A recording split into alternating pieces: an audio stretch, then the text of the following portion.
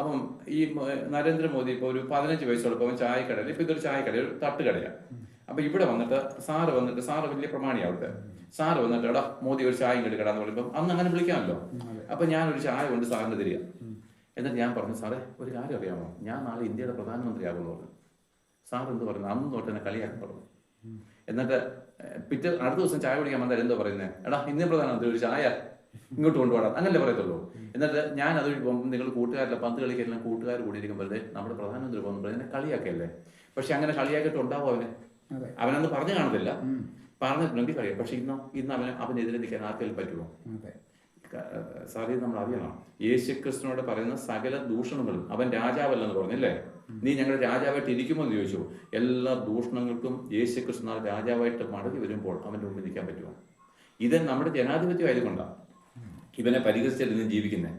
ഇവൻ ഏകാധിപതിയാണെങ്കിൽ ഒറ്റ ഒരുത്തനെ വെക്കുമോ? അവിടെ നാളെ യേശുക്രിസ്തു ഏകാധിപതിയായിട്ട് വരുമ്പോൾ ലേഖനം വന്നു, സുവിശേഷം അറിഞ്ഞിട്ടില്ലാത്തവരെയും സുവിശേഷം അനുസരിക്കാത്തവരെയും അന്ന് അവൻ എന്താണ്, തൻ്റെ അഗ്നിജാലയിൽ പ്രത്യക്ഷപ്പെടുമ്പോൾ അവൻ എന്താണ്, ശിക്ഷ വിധിക്കുമെന്നാണ് തെസ്സലോനിക്ക ലേഖനം എഴുതുന്നത്. അവൻ രാജാവ് തന്നെ.